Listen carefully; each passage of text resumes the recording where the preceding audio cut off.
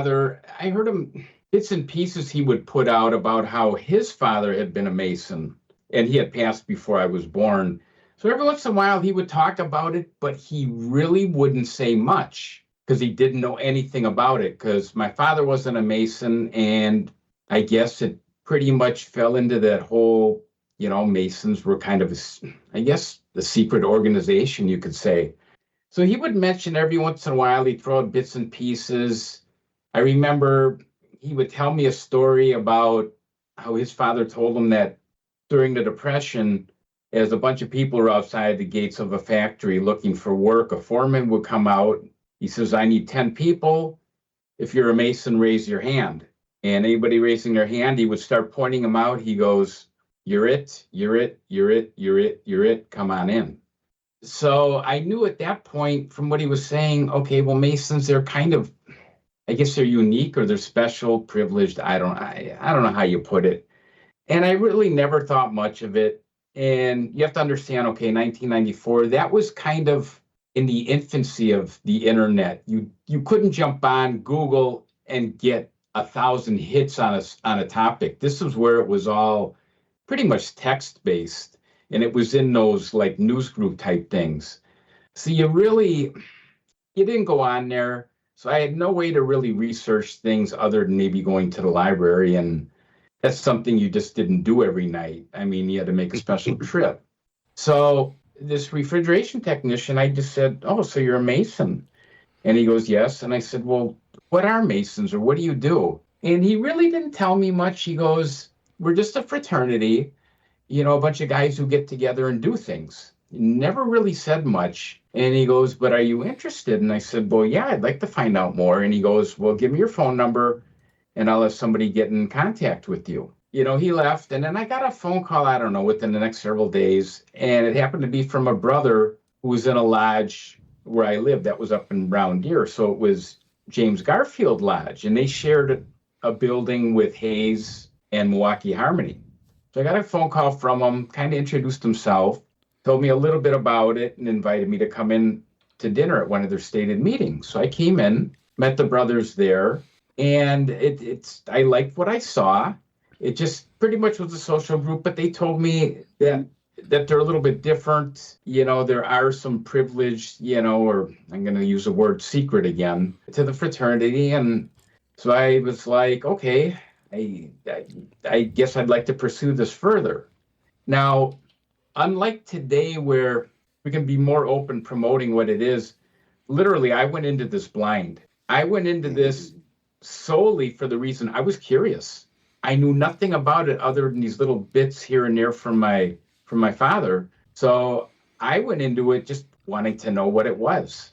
So then I had petitioned, ultimately went through the degrees. And at the time I was going to college, so it was real easy to memorize things. It did not take long to work through the degrees. Again, we didn't have all these video games, internet, didn't have 150 channels of nothing on cable TV. So I had plenty of time. Yeah. How that goes, right? No distractions. Our minds were young and spry and, Yes. Still firing at 100%. Oh, yeah. And we didn't have 1,000 multitasks to do either. We could actually focus on things.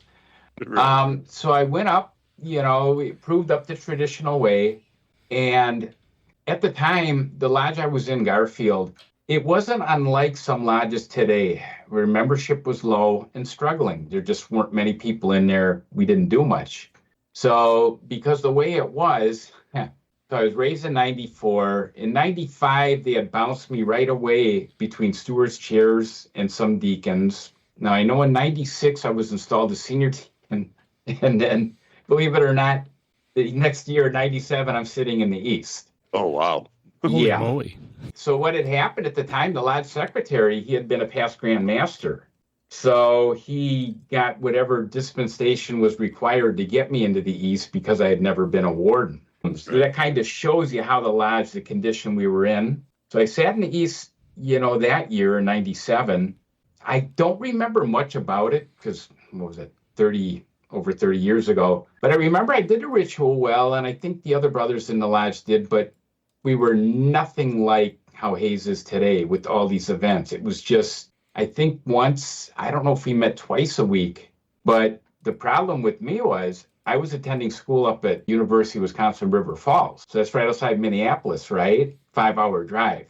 Fortunately, our stated meetings were on Fridays, and I was able to end my last class at 11:30. So I jumped right in my car, drive back, get home just in time to change into my suit and hit lodge. So other than that, I just wasn't around. So I was kind of an absentee master in a way. Didn't make things too difficult because, well, this was one of those lodges where I'm just going to say it, the secretary ran the lodge. I was kind of a figurehead.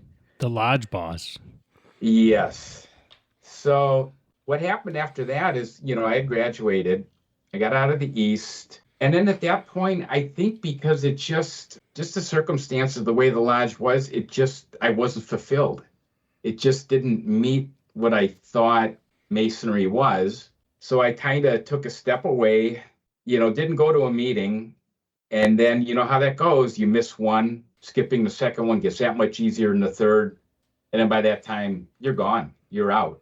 If you don't go back, it's forgotten. So for the next, about 20 years, paid my membership due. And my only contact with Freemasonry or involvement was, I get my dues notice, pay it, get my card, and my anniversary card from the Grand Master sent to me every year. Okay, so let's fast forward then to 2019. I'm at work, and the master at the time who had raised me, it was Erwin Weir, from, he was up in Ozaki at the time, Ozaki Lodge. He had called, asking if I could give him a donation for a prize for one of his events he was having. I'm like, sure, stop on by. So he stops on by, and we're talking for a little bit, and he's like, have you been involved with the Masons? Are you doing anything? And I told him, no, I haven't. I've been out for 20 years. He goes, well, you should really consider coming back again. So we talked a little bit, and he invited me up to his lodge. It was a stated meeting. It was like in that next week, Monday night. And I'm like, sure, I'll make an attempt. He goes, it'll be low key. You don't have to worry about being intimidated. You'll just be sitting on the side. So I went up there, and I was like, I saw what was happening, and I'm like, I miss this. I want to get back involved. So I went again to their next stated meeting. And I don't remember if that was 2 weeks or if it was a month later. But at the time, what it was, Ozaki, I live out in Waukesha. So it's an hour drive through rush hour right through downtown getting there. And I was almost considering joining that lodge, even though I was a member of Hayes, but I had no contact with them. And so I was almost ready to plural in or get membership in their lodge. But just out of sheer coincidence, I get a phone call from the master at Hayes. Oh, and to explain, Garfield had consolidated into Hayes back in, I believe, 2000. So I had automatically become a member of Hayes at the time.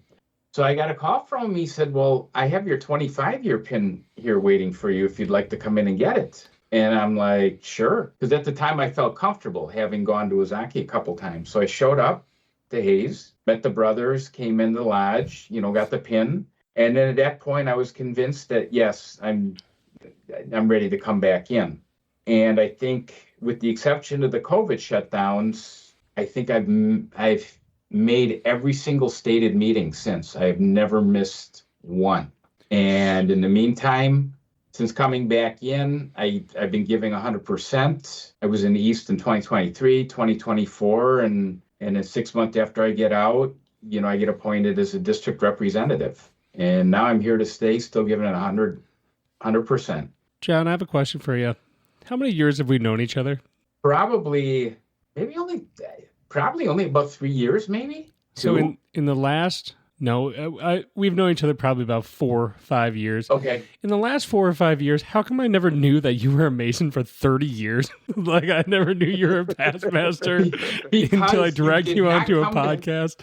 I'll tell you why. Because you were not a traveler and you did not attend my installation in 2024 when I made mention of that. Well, when fair. I had Erwin present me my hat, I called him in as a guest. That's fair. That's fair. See? That's crazy. The crazy thing is sometimes Matt and I have talked about this a bunch. You bring someone on the podcast that you know fairly well, and you're like you find out a bunch of stuff, which is cool.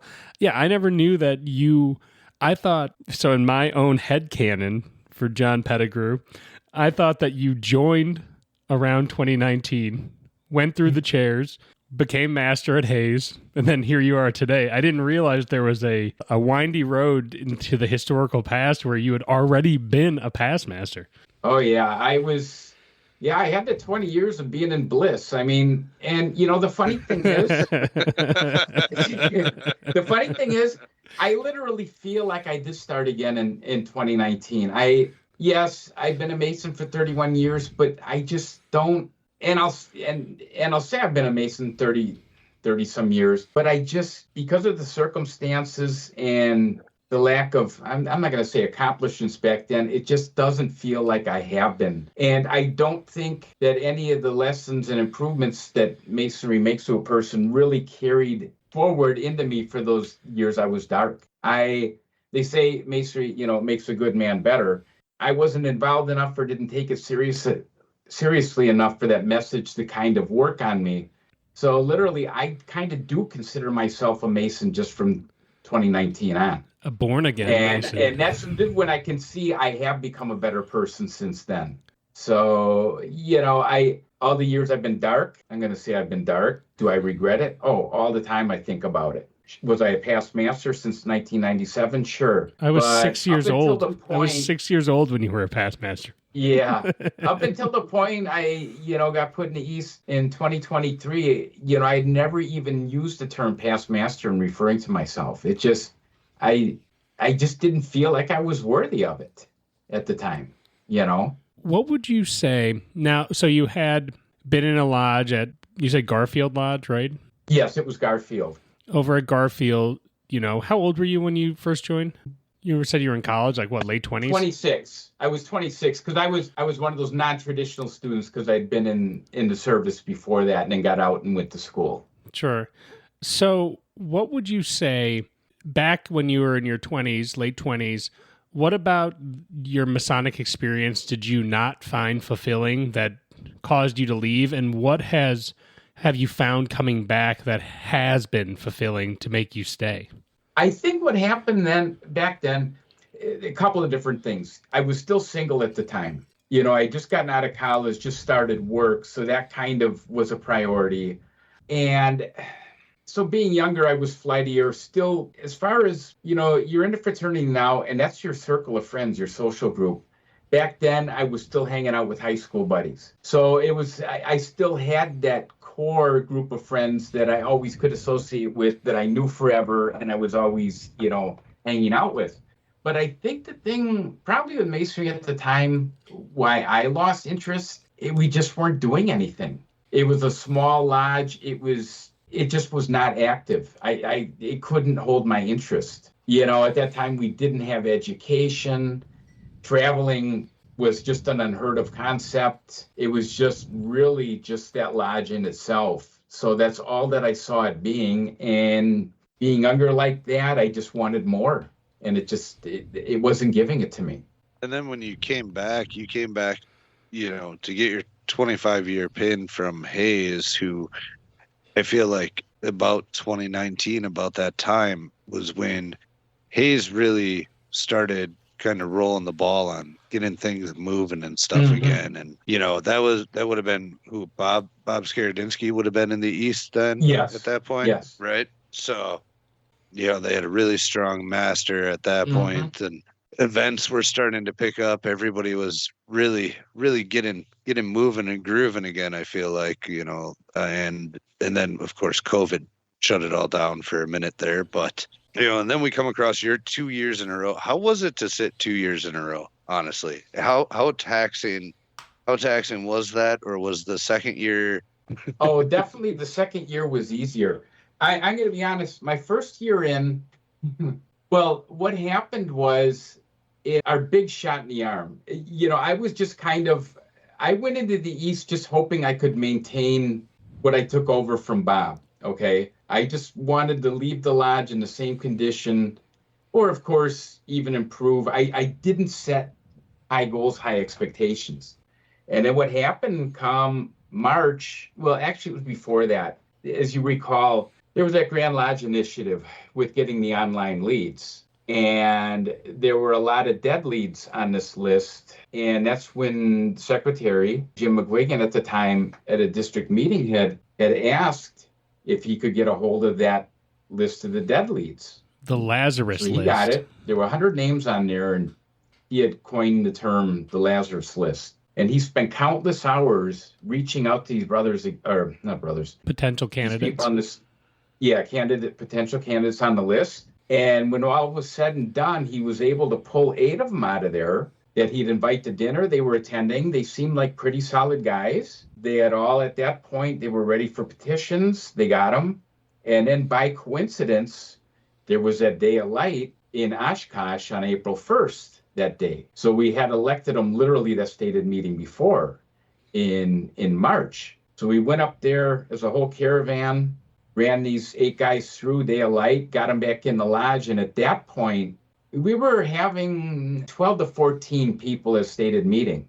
So we get these 8 in. Right away, we peak over 20. And all these guys were they were hungry to do things. So it made participation, any events, things like that we had, I mean, they were all in it. So the whole dynamic of the lodge changed. That was the turning point, I believe, for Hayes, was that bringing those 8 people in. That was a game changer. So the lodge became a lot more active, and that was the second half of my year. But a little bit of things were frustrating. But what was fantastic was I had great support, not only from my officers, but from Bob as the past master. He stayed there, always available to help me, to guide me, to answer questions.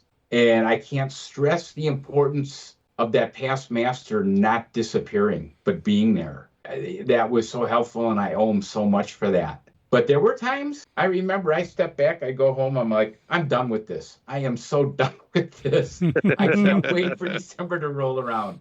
And then, Matt, I'm sure you probably been banging on the steering wheel of your truck driving home some nights, probably feeling the same way. I know it.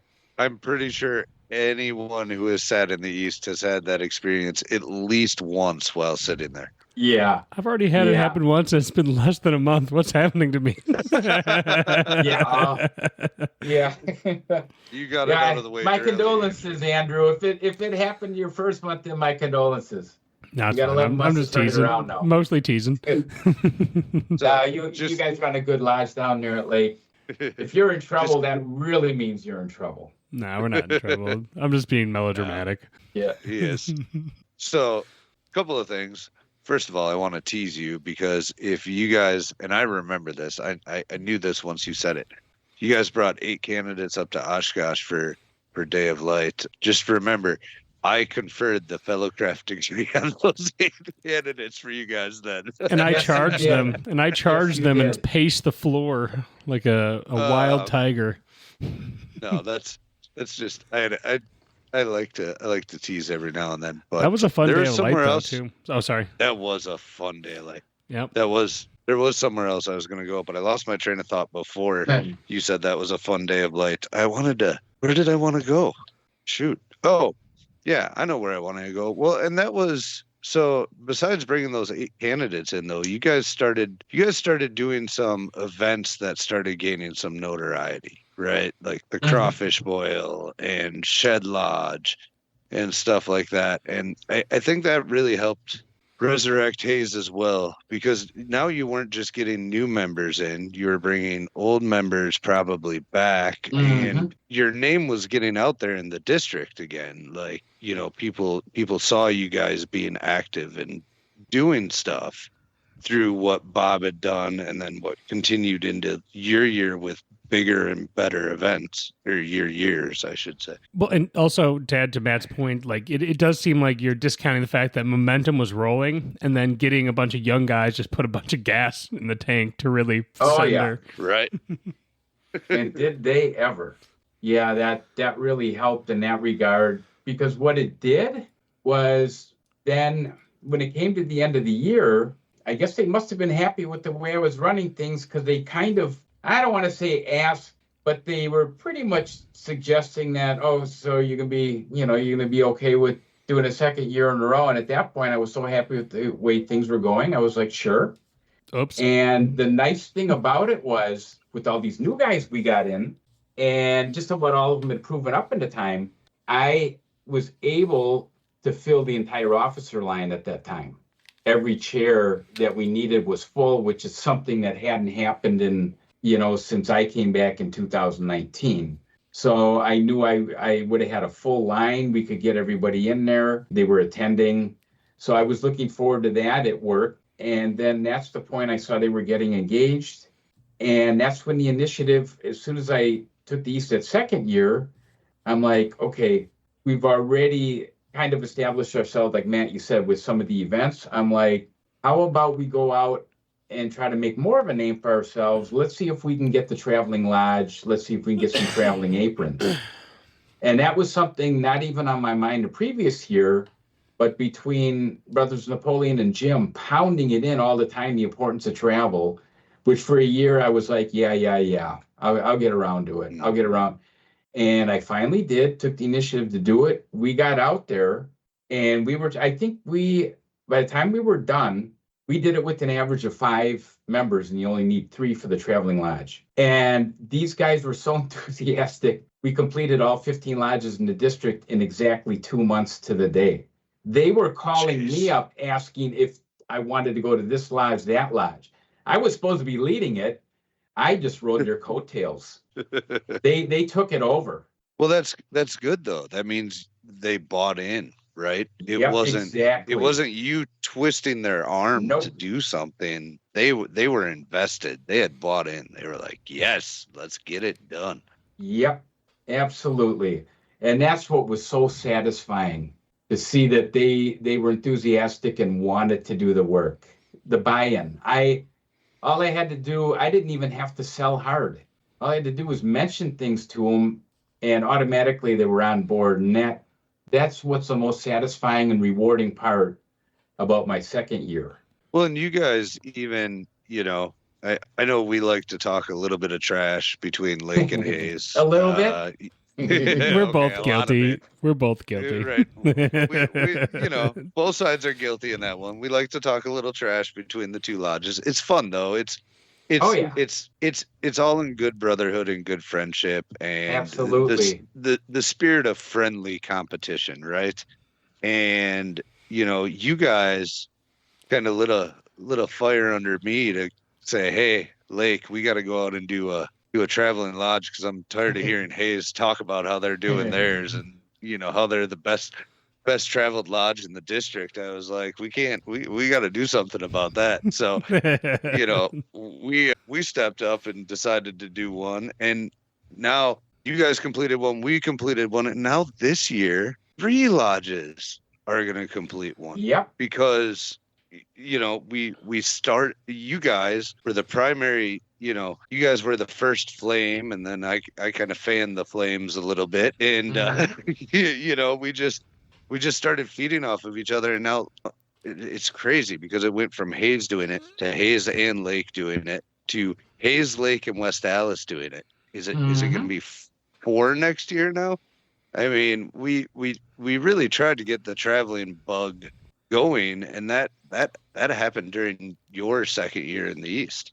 Well, I think what happens is, because we were traveling, we were so prolific at it, these lodges kept seeing us show up.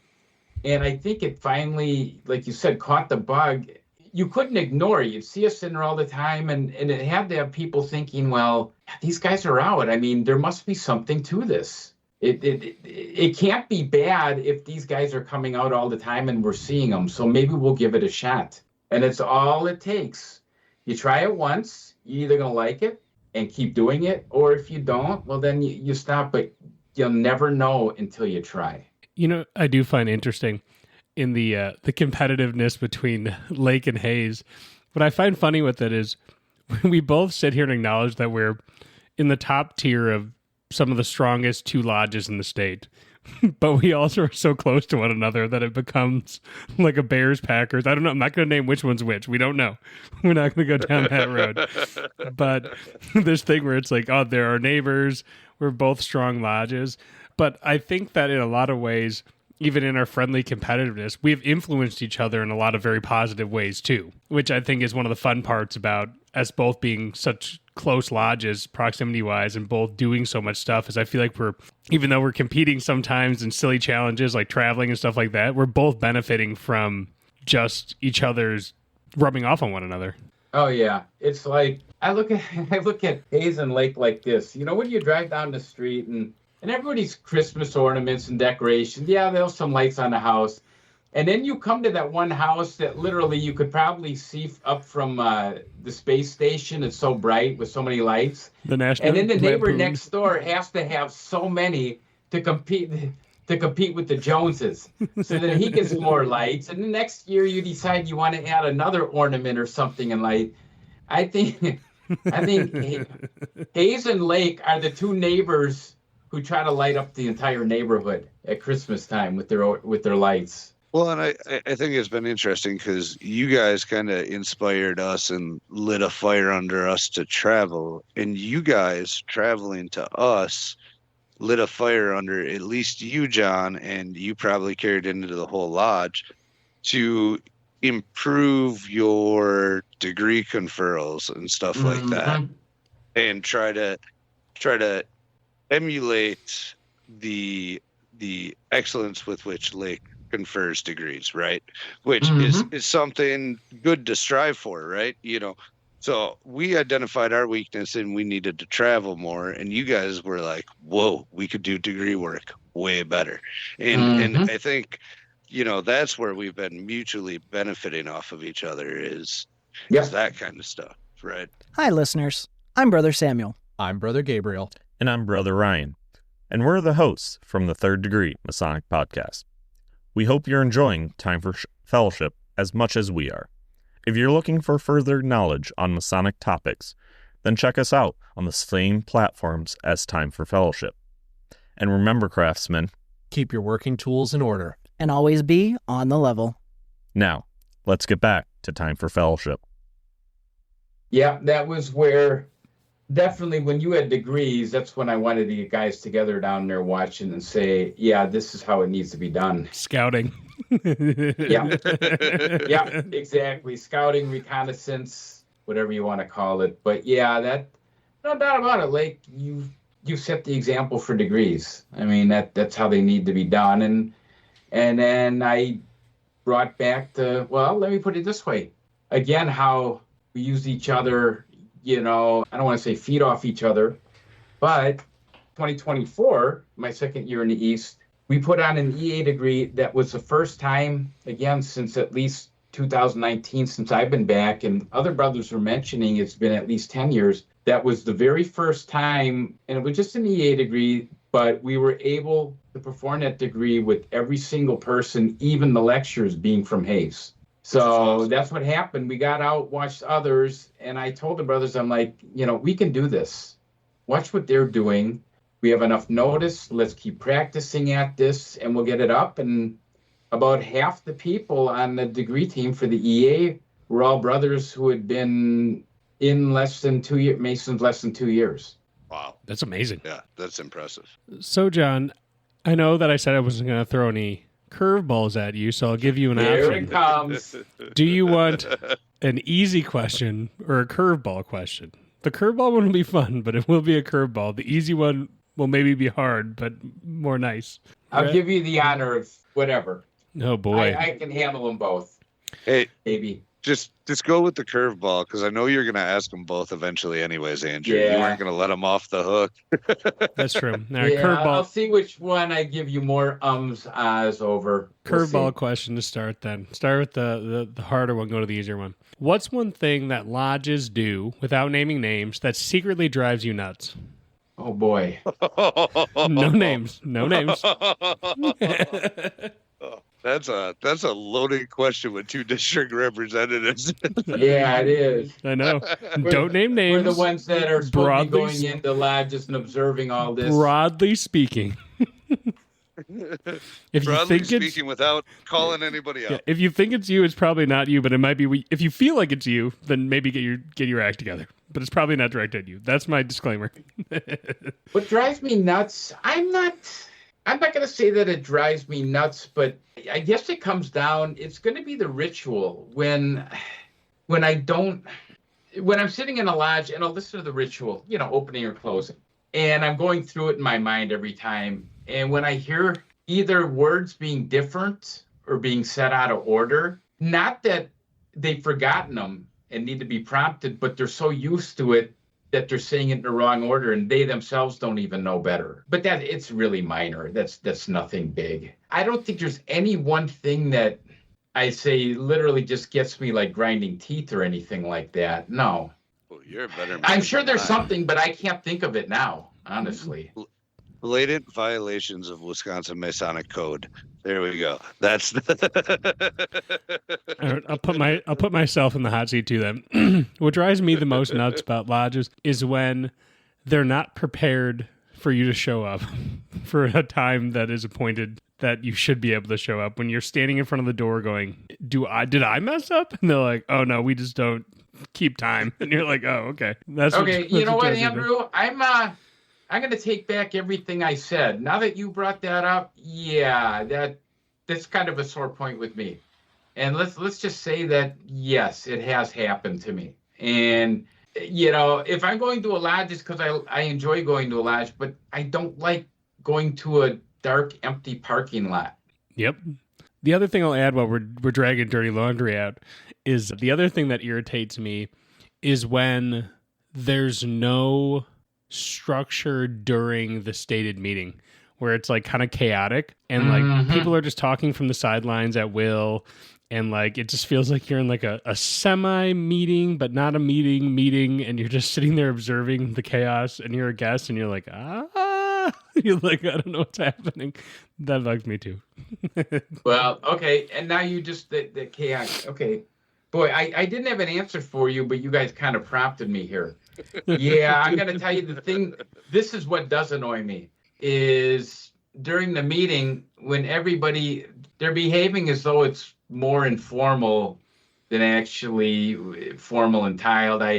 Guys are sitting on the sideline just throwing out their comments. They aren't rising, giving the proper respect to the master they should. Yeah, that laxness in respect and protocol, yeah, that can kind of wear. You get sloppy, and then you just behave sloppy overall. Your ritual becomes sloppy, everything does. It's almost a sign of a systemic, depreciation of the lodge. Well, I would argue a slippery slope, right? Yeah. If you start letting minor things or easy things get out of hand, and you're not taking care of your house when it comes to something as simple as etiquette, then other things are eventually going to get sloppy, right? Your ritual is going to get sloppy. And if your ritual gets sloppy, when does your bookkeeping start getting sloppy, and where does it end? I think, oh, sorry, John, go ahead. Oh, I was going to say, I think what happens, right, that they get used to doing that when they're in a lodge with no visitors.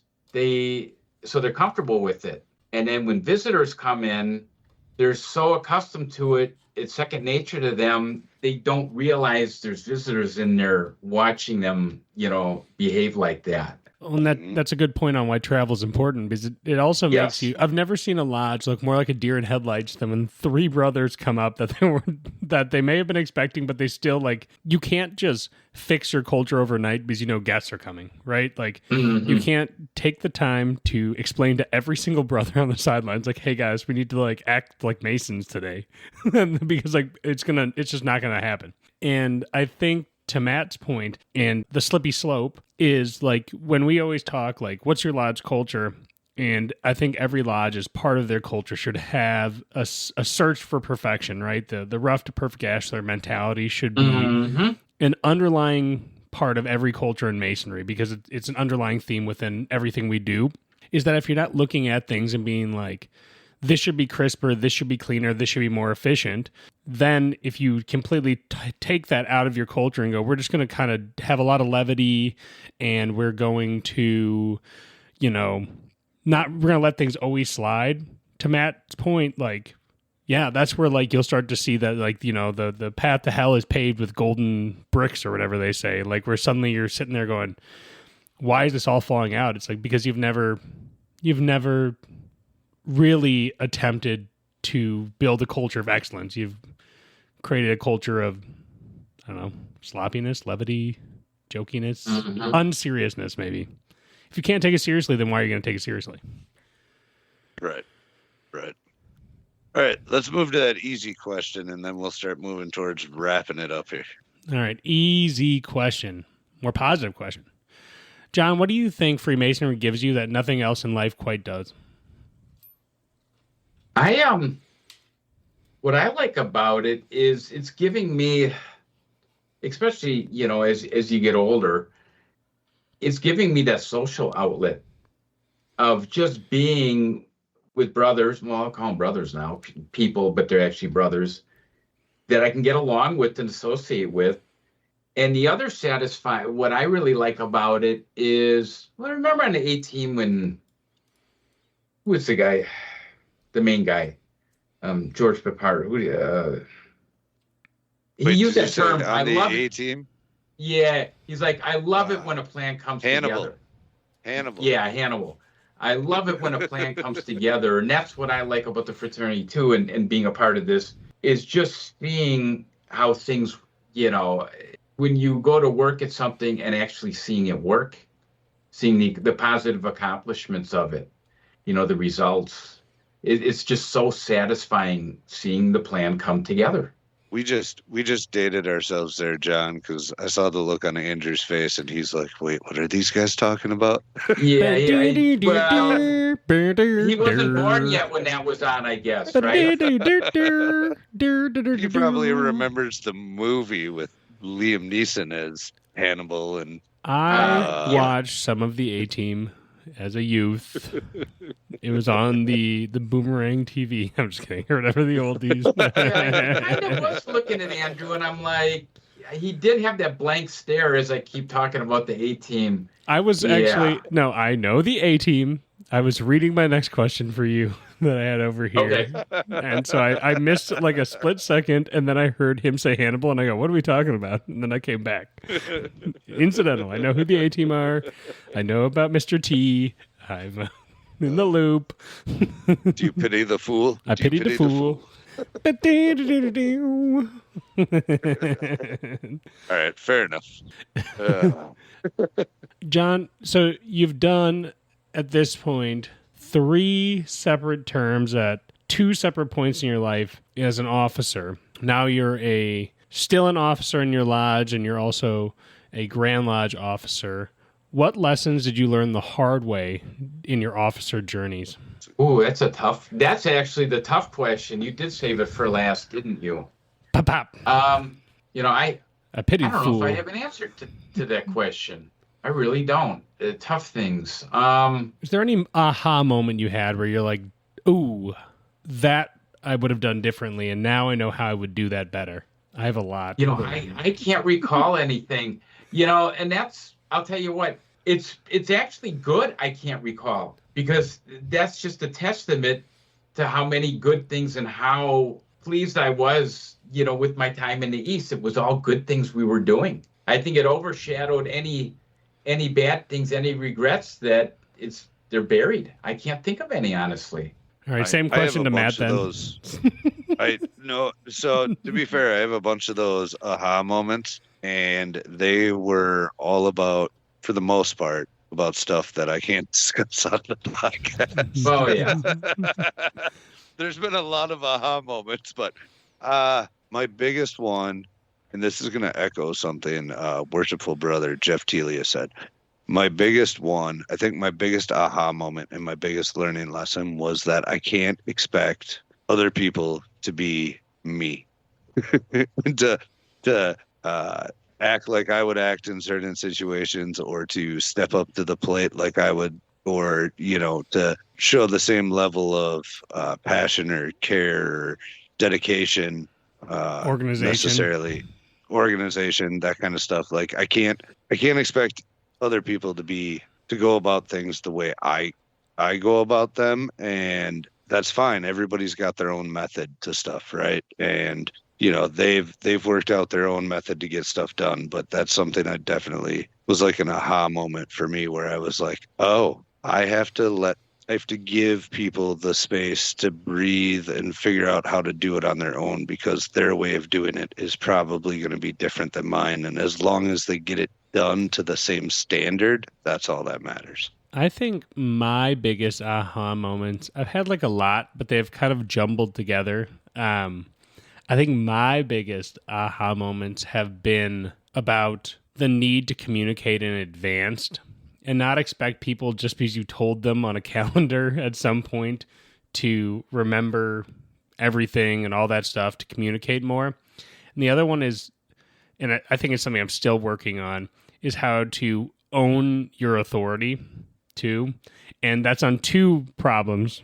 There's two issues I have with that.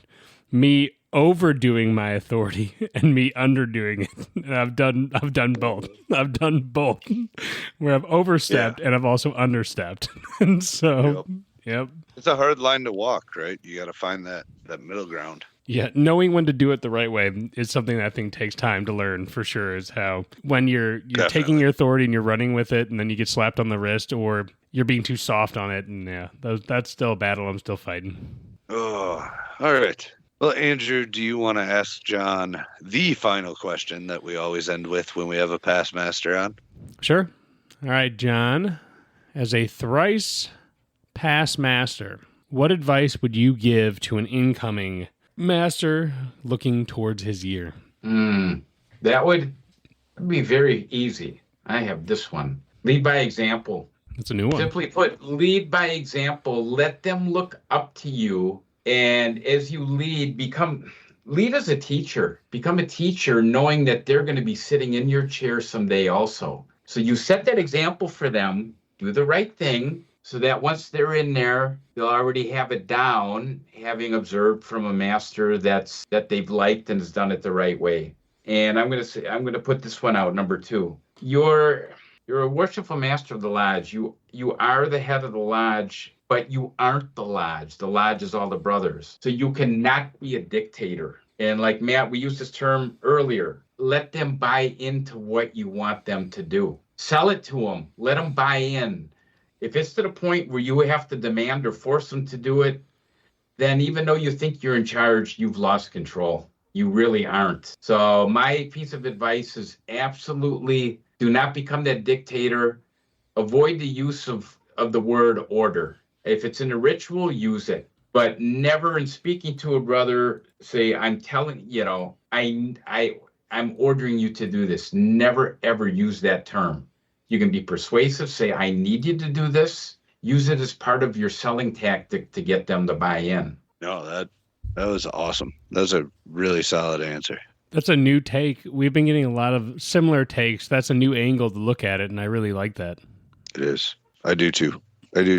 Well, John, I think we're gonna wrap it up here. I do want to say on a personal level, it has been a pleasure and an honor to get to know you over the years and be able to call you a friend and a brother and to get to work with you closely. So I really appreciate it. Oh, absolutely, Matt. Same with you, Andrew. I'm honored to have you as a fellow district representative, Matt. I like working with you. I think we work well together and we play well together. Yep. And that's what makes a team. I'd like to say, on a personal note, I love you both.